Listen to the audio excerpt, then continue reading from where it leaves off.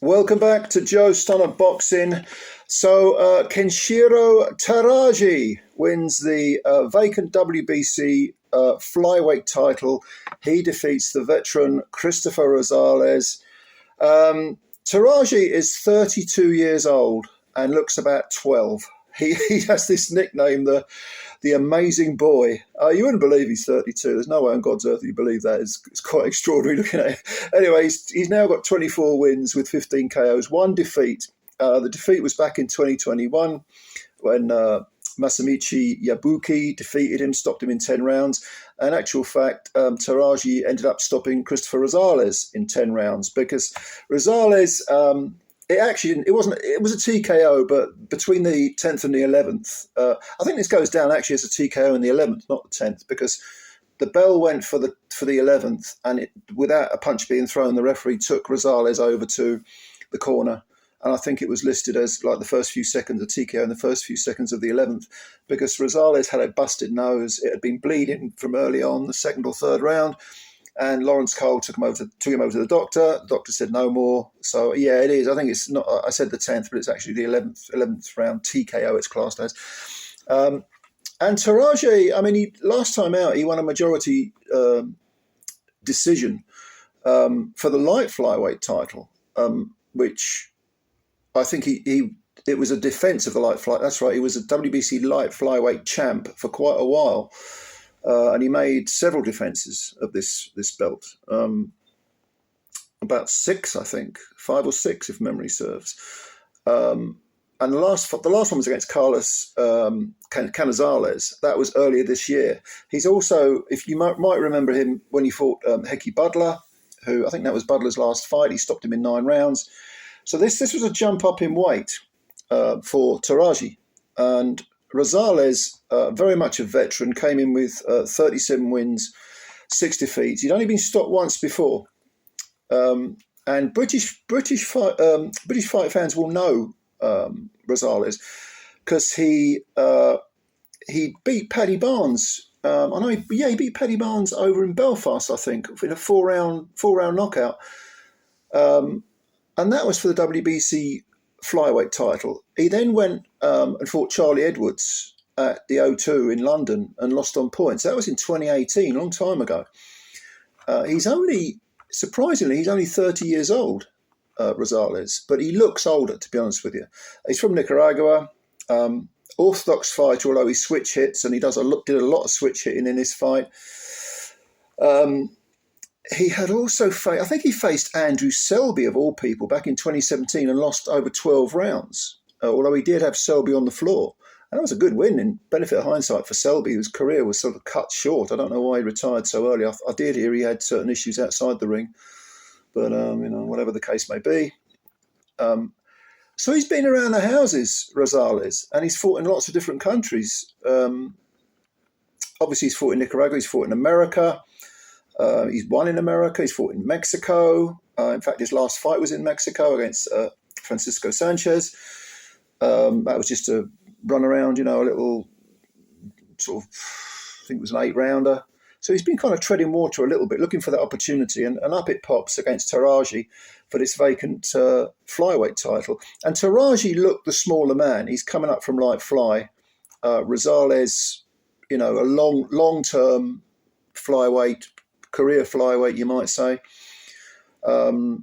He looked bigger, he looked taller, he looked broader in the back, thicker in the waist. But to be honest with you, he didn't fight like it. And it did look as if he's got a few miles on the clock now.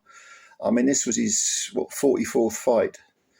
And as someone who did turn pro very, very young, I think he turned pro when he was still a teenager.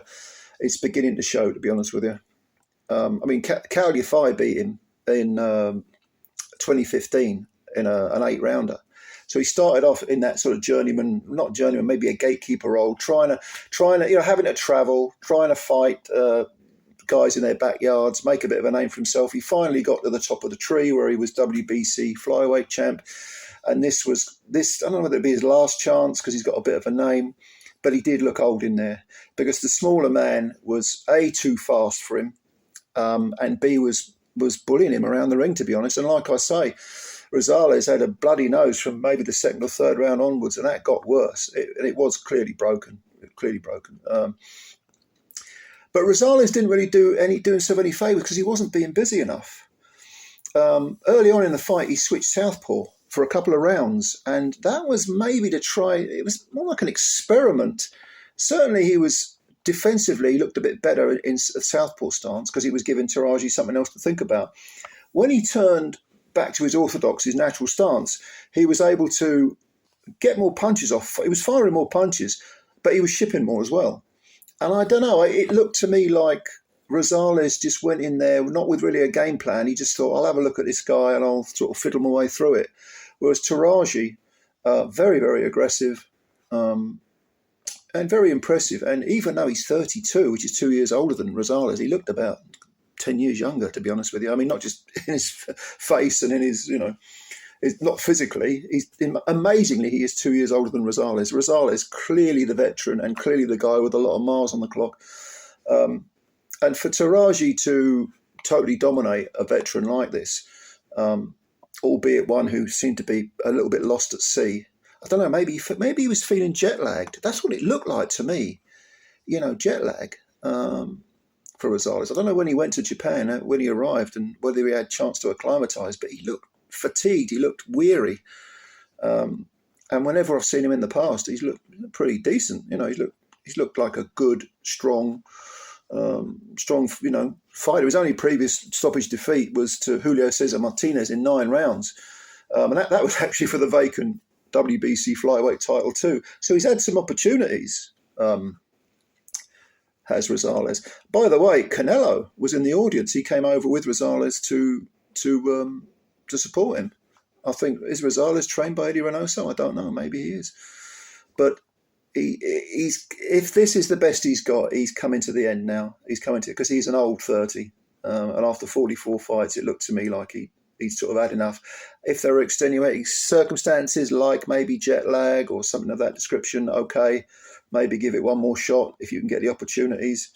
I suppose if you're in the Reynoso stable or you're friends with Canelo, you might get a shot on maybe one of his undercards.